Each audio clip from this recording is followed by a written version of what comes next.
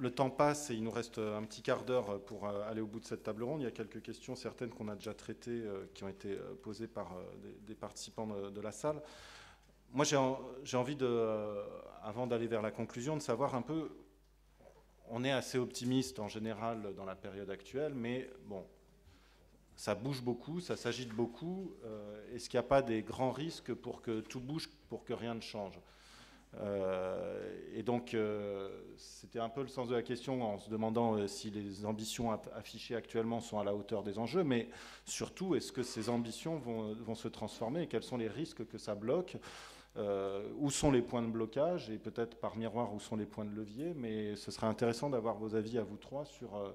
parce que une des craintes qu'on peut avoir, c'est que si on n'utilise pas le momentum politique actuel pour vraiment faire bouger les lignes, on en reprend pour une génération où l'évasion fiscale et l'évitement fiscal deviendra la norme et deviendra, en plus, on sait qu'il y a beaucoup de, entre guillemets, démocratisation de l'évasion fiscale où tous ces intermédiaires qu'on a évoqués essayent d'ouvrir des produits pour des gens moins fortunés que leur clientèle habituelle. Donc, peut-être un tour de table sur ces points de blocage, de risque que tout bouge pour que rien ne change. Christian, tu veux commencer ? Bah, c'est plutôt Pascal qui est au cœur de la négociation et qui peut nous dire... Il peut commencer alors, hein, en 2-3 minutes. En 2-3 minutes. Je voudrais juste réagir par rapport à ce qui a été dit. J'entends tout ça, je voudrais néanmoins vous dire, attention, la fiscalité, ce n'est pas une affaire de morale. Ce n'est pas une affaire de morale. Vous avez une loi, et les gens, ils appliquent la loi. Si vous avez des déductions pour aide ménagère ou des déductions pour intérêt, vous n'allez pas vous dire, je ne vais pas maximiser. Vous devez maximiser. Et c'est au législateur de bien faire la loi. Aujourd'hui, il y a des directeurs... Vous devez optimiser. Il n'y a aucune raison que vous payiez. Ça s'appelle même de la concussion. Vous payez plus d'impôts que ce qu'on doit.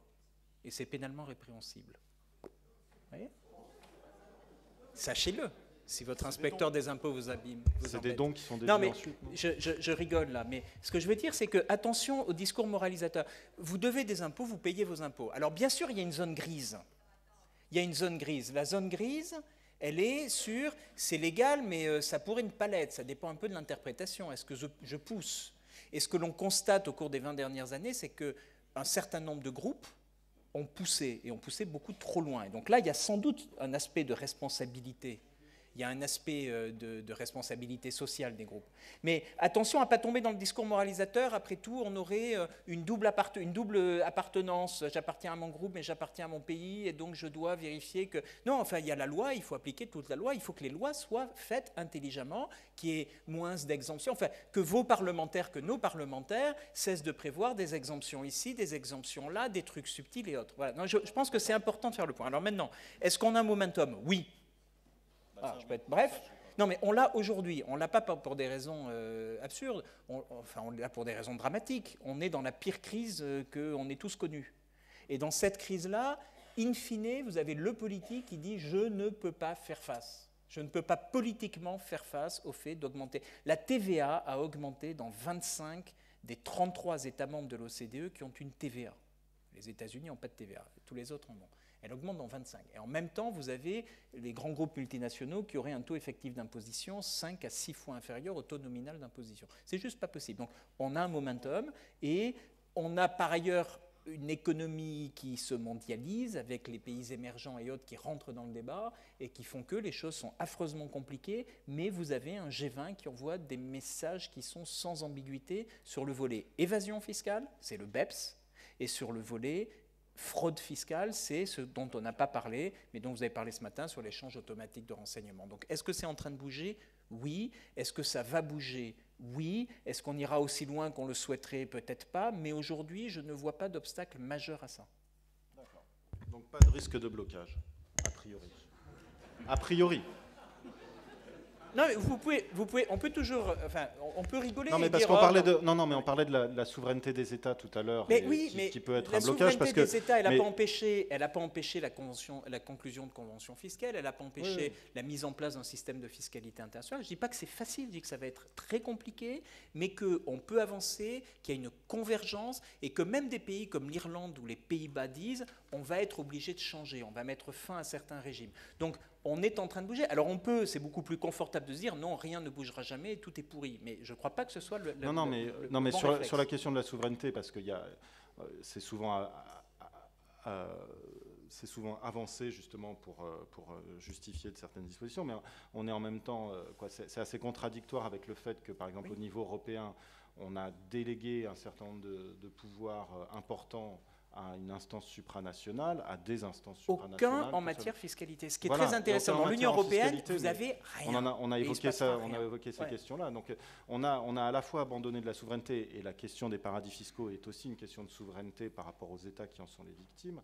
Donc vous voyez, non, mais je suis bien d'accord. C'est pour ça que c'est très compliqué, mais qu'une fois de plus, c'est un peu la faiblesse et l'avantage de l'OCDE. Nous, on ne fait pas du droit dur, on fait que du droit mou. On est des mous, on fait de la soft law. C'est du machin que les États veulent bien accepter s'ils sont assez gentils pour l'accepter. Mais en réalité, et donc on travaille par consensus, mais en réalité, c'est un effet de levier très important. Parce que quand vous mettez tout le monde autour de la table, vous dites voilà, c'est pas bien, il faut avancer, vous pouvez avancer. On a avancé sur le secret bancaire, on avance sur l'échange automatique de renseignements, il faut juste trouver les bonnes dynamiques politiques, il faut des alliés qui soient forts, c'est le cas du G20. Mais en faisant ce jeu-là, vous pouvez polisser les souverainetés fiscales. Christian ? Oui, en 2009... Oui, tout à fait. En 2009, moi j'écrivais dans Alter Eco que ça y est, le G20 commence à s'attaquer à l'échange d'informations fiscales, et on voit bien que c'est des gouvernements de droite et de gauche, mais sur la remise en cause des pratiques fiscales douteuses des entreprises, il n'y a rien. Donc à partir du moment où le G20 et où le CDE se met à travailler dessus, je ne vais pas dire ça avance pas. Donc oui, le momentum politique, il est là. Je ne sais pas si BEPS est parfait, mais en tout cas, je suis content que ce soit là, et toutes les évolutions, à mon sens, vont dans le bon sens. Pascal a commencé à dire, il me semble qu'il y a 3 aspects de transparence dans BEPS, du gouvernement à gouvernement, des entreprises avec du gouvernement. On a loupé le 3e. Non, il y en a 2 d'entreprises à gouvernement, les déclarations de montage et le pays par pays reporting.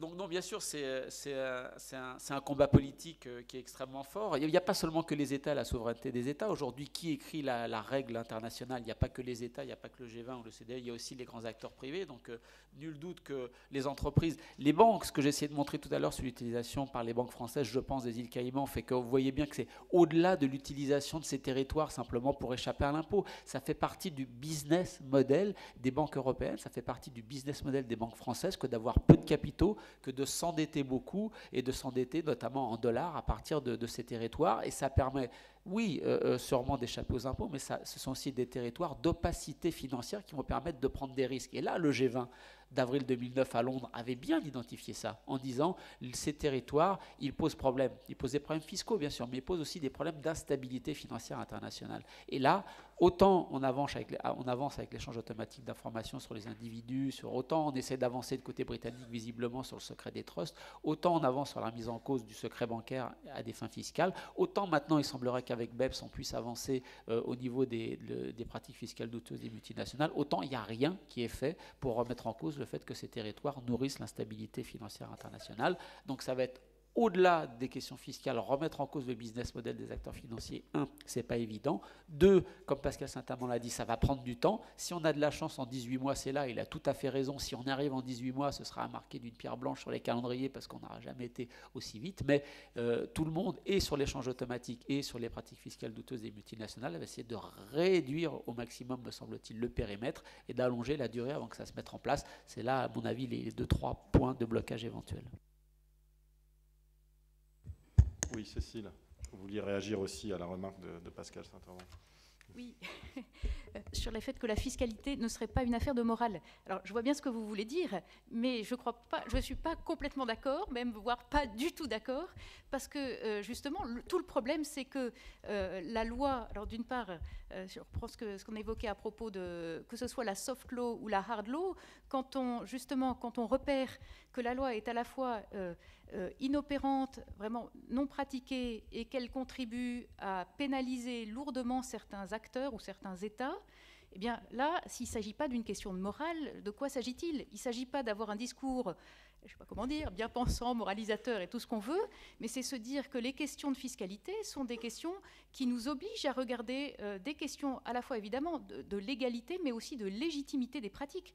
Et justement, alors ce que vous dites qu'il faut que la loi soit faite intelligemment, intelligemment, c'est aussi en fonction de critères qui sont liés à des enjeux de justice. Donc de ce point de vue-là, les questions de justice ou d'équité, c'est à mon sens...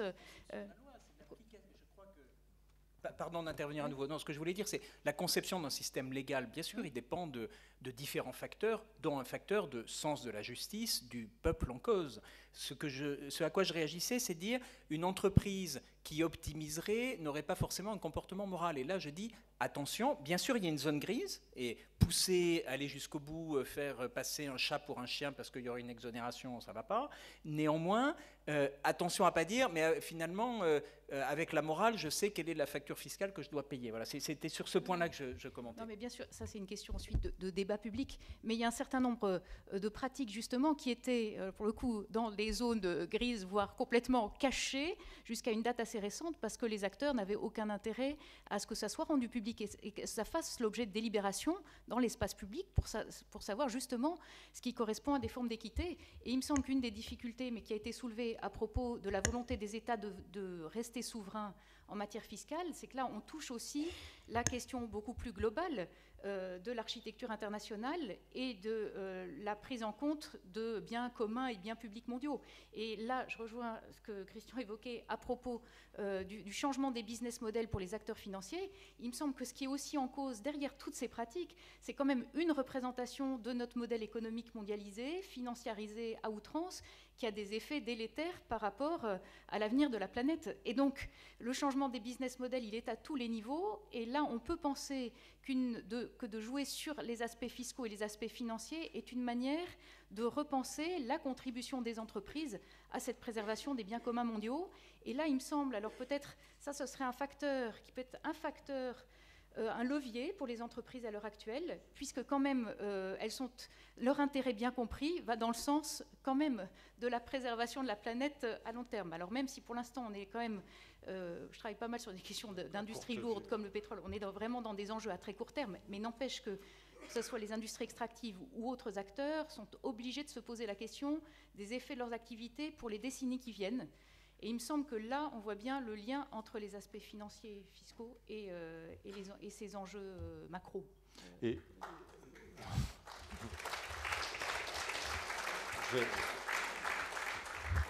Et sur ce, justement, c'est alors à la fois le levier et le blocage, parce que en même temps, c'est des entreprises. On a vu les réponses que faisaient certains dirigeants dans ces auditions en Grande-Bretagne ou aux États-Unis, de dire mais la loi est mal faite.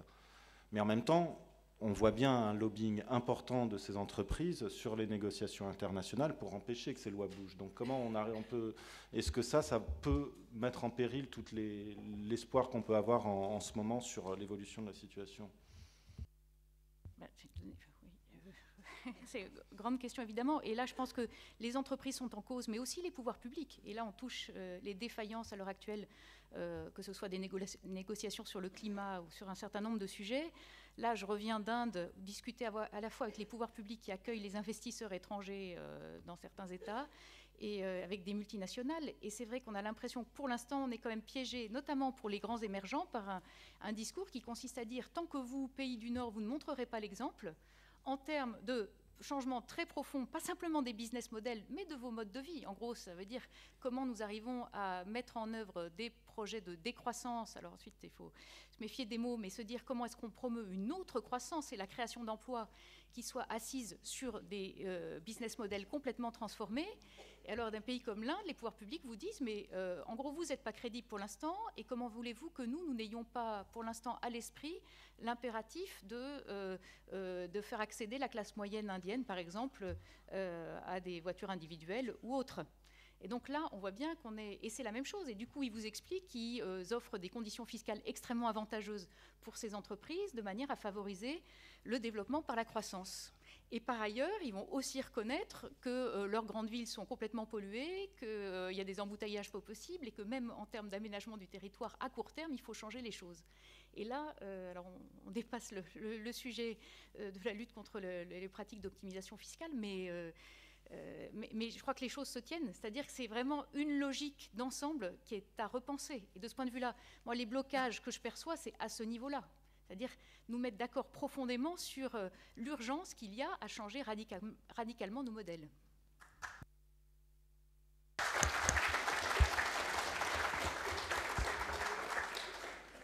Merci. Alors, j'ai passé une question écrite qui est venue de la salle qui profite au final de l'évasion fiscale. Est-ce que c'est l'actionnaire, le consommateur final avec des prix moindres, ou bien c'est une répartition entre les deux? Je ne sais pas si la personne qui a posé la question a essayé d'acheter un produit Apple, par exemple. Je n'ai pas l'impression que ce soit particulièrement bon marché. Donc je crois que le consommateur ne profite pas forcément de ce type d'activité. L'actionnaire, oui, quoique lorsque vous entendez George Soros dire « moi j'en ai marre d'investir dans une société que je peux retrouver le lendemain matin », où on dit George Soros est actionnaire de cette société qui se fait prendre la main dans le sac de pratiques fiscales un peu douteuses, il y a peut-être une réflexion aussi à avoir du côté des investisseurs, donc des actionnaires, qui, de ce côté-là aussi, peuvent aussi vouloir remettre en cause ces pratiques fiscales douteuses. Donc je crois que c'est plutôt l'actionnaire et le dirigeant, bien sûr, et le directeur fiscal, si on en croit les informations de tout à l'heure.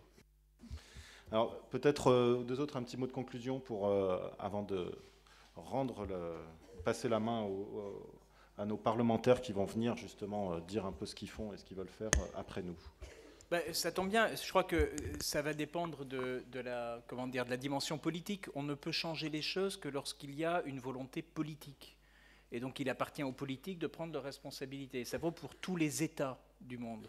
Donc la France comme les autres. Donc il y a une dimension politique majeure dans tout ça.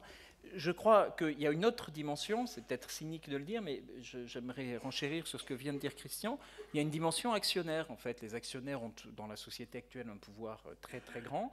Mais finalement, aujourd'hui, on a quelques agences de notation qui commencent à nous contacter en disant, mais finalement, quel est l'impact de BEPS et ils ne le voient pas nécessairement négativement, en se disant il y a un certain nombre de groupes qu'on a qui sont peut-être en risque fiscal important, et ce risque n'est pas intégré dans la valorisation de l'entreprise. Et je trouve ça très intéressant, parce que ça peut être un levier aussi. Alors voilà, de façon cynique, je dirais les politiques et les actionnaires. Mais de façon moins cynique, les ONG ont joué un rôle clé dans la popularisation de ces sujets, pour faire comprendre depuis les 20 dernières années que frauder le fisc, c'est grave, que c'est pas juste... Vous savez, c'était un peu comme les fumeurs il y a 30 ans. On avait honte de ne pas être fumeur. Il y a 20 ans ou il y a même 10 ans, c'est presque comme si les gens avaient honte de ne pas être fraudeurs. Dans un dîner mondain, c'était « Ah ben moi je fais ci, moi j'ai un compte en Suisse, moi je fais ça ». Et aujourd'hui, pour le coup, c'est plus le cas. Et je crois que le rôle des ONG a été absolument clé là-dessus. Donc bravo pour ça. Merci. Benjamin. Christian, on va pas... Je vais juste rappeler qu'il y a le rôle des journalistes aussi. Voilà.